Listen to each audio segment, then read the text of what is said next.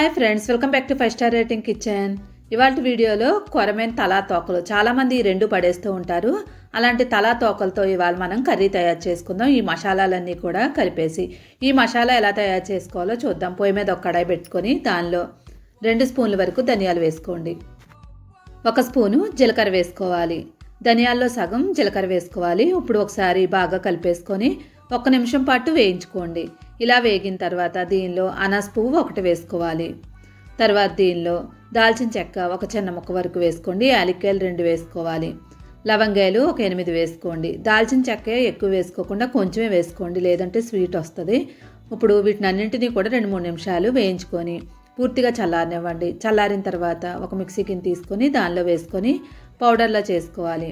ఇలా పౌడర్ చేసుకున్న దాన్ని ఒక బౌల్లో వేసేసుకొని పక్కన పెట్టేసుకోండి. ఇక్కడ మసాలా పొడి రెడీ అయింది.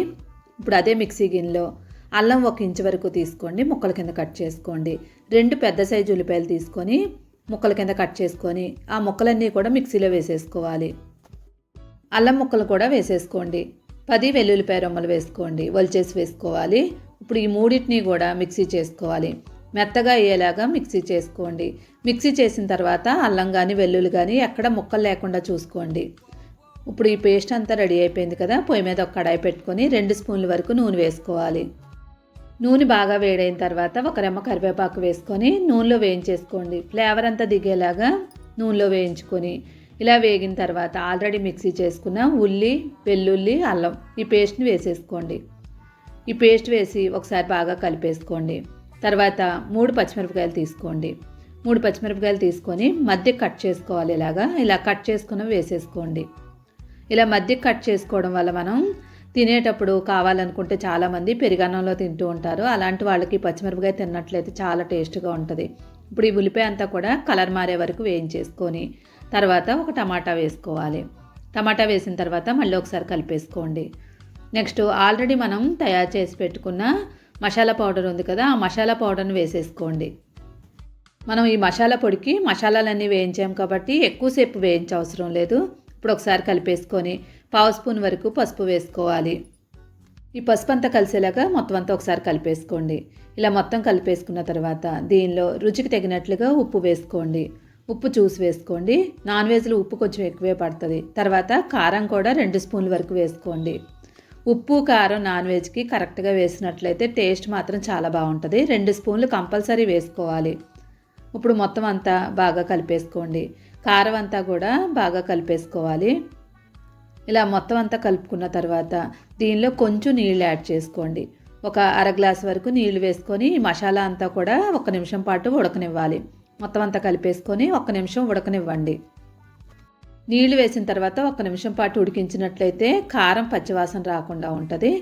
చూడండి, మనకి ఇలాగా దగ్గరికి కొంచెం ఉడుకుతున్నట్టు ఉండాలి. ఇలా ఉడికేటప్పుడు ఆల్రెడీ మనం చేపలు తీసుకున్నాం కదా, ఇక్కడ నేను కొరమేనికి తలా తోకలు మాత్రమే తీసుకున్నాను. మధ్యపాటు నేను వేయించేసుకున్నాను. ఈ తలా తోకల్ని ఈ గ్రేవీలో వేసేస్తున్నాను. ఇప్పుడు ఇలా ఉడికేటప్పుడు వేసుకోవాలి, ముందే వేయకూడదు. ఇలా ఉడుకుతున్నప్పుడు ఈ తలలన్నీ కూడా తీసి వేసేసుకోండి. చేపల కర్రీ కానీ పులుసు కానీ చేసేటప్పుడు వెడల్పైన తీసుకోవాలి. ఒకదాని మీద ఒకటి వేసేయకుండా ఇలా విడివిడిగా వేసుకోండి. ఇలా ఒకసారి కలిపేసుకోండి. గరిటె పెట్టకుండా చేత్తో ఇలాగా జస్ట్ మనం ఇలా కలుపుకోవాలి. ఇప్పుడు మూత పెట్టి 2 నిమిషాలు ఉడకనివ్వండి. 2 నిమిషాల తర్వాత మనం మూత తీసి వెనక వైపు మళ్ళీ తిప్పేసుకోండి. తిప్పేటప్పుడు జాగ్రత్తగా తిప్పుకోవాలి. చేపలు ఎప్పుడైనా కానీ చాలా సాఫ్ట్గా ఉంటాయి, చూసి తిప్పుకోండి. ఇలా మొత్తం తిప్పుకున్న తర్వాత మళ్ళీ మూత పెట్టి మళ్ళీ 2 నిమిషాల పాటు ఉడికించుకోండి. చాలామంది ముందే ఎక్కువ నీళ్లు వేసుకుంటూ ఉంటారు. ముందే ఎక్కువ నీళ్లు వేయకుండా తక్కువ నీళ్ళలో ఉడికించినట్లయితే కనుక మనం చేపలకి మసాలాలన్నీ కూడా చక్కగా పడతాయి. ఇప్పుడు మళ్ళీ ఒక 1/2 గ్లాస్ వరకు నీళ్లు వేసుకొని మళ్ళీ ఒకసారి కలిపేసుకొని మూత పెట్టి ఒక 3 నిమిషాల పాటు ఉడకనివ్వండి. కర్రీకి ఎప్పుడైనా కానీ ఎక్కువసేపు ఉడికించవసరం లేదు. తక్కువ టైంలోనే మనకి కర్రీ రెడీ అయిపోద్ది. 3 నిమిషాల తర్వాత ఒకసారి మూత తీసి మళ్ళీ ఒకసారి జస్ట్ అలా కలిపేసుకోండి. చూడండి, గ్రేవీ కూడా చాలా ఎక్కువగా ఉంది.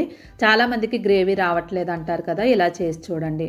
ఇప్పుడు ఫైనల్గా ఒక 1/2 స్పూన్ వరకు గరం మసాలా పౌడర్ వేసుకొని ఒకసారి మళ్ళీ కలిపేసుకొని మూత పెట్టి మళ్ళీ 1 నిమిషం పాటు ఉడకనివ్వండి. ఎక్కువసేపు అవసరం లేదు. గరం మసాలా వేసిన తర్వాత 1 నిమిషం ఉడికించండి, సరిపోతుంది. ఇప్పుడు 1 నిమిషం తర్వాత మూత తీసి దీనిపైన కొత్తిమీర వేసేసుకోండి. ఇప్పుడు మనం స్టవ్ ఆఫ్ చేసేయాలి. ఆఫ్ చేశాక మళ్ళీ మూత పెట్టి అలా ఒక 2 నిమిషాల పాటు వదిలేయండి. 2 నిమిషాలు వదిలేసినట్లయితే గ్రేవీ అంతా ముక్కలకు చక్కగా పడుతుంది. 2 నిమిషాల తర్వాత గుమగుమలాడే చేపల కర్రీ రెడీ అయిపోయింది. కొరమేను ముక్కలతో తయారు చేసినా కూడా ఇలాగే తయారు చేయాలి. ఒకసారి ఇలా ట్రై చేసి చూడండి. చాలా టేస్ట్గా ఉంటుంది. చాలా డిఫరెంట్గా ఉంటుంది టేస్ట్ మాత్రం. ఇది మనకి చపాతీలోకి కూడా చాలా బాగుంటుంది. రైస్లోకి అయితే అసలు చెప్పనవసరం లేదు. వీడియో నచ్చితే తప్పకుండా లైక్ చేసి ఇలాంటి వెరైటీ రెసిపీల కోసం 5 స్టార్ రేటింగ్ కిచెన్ని సబ్స్క్రైబ్ చేసుకోండి. Thank you.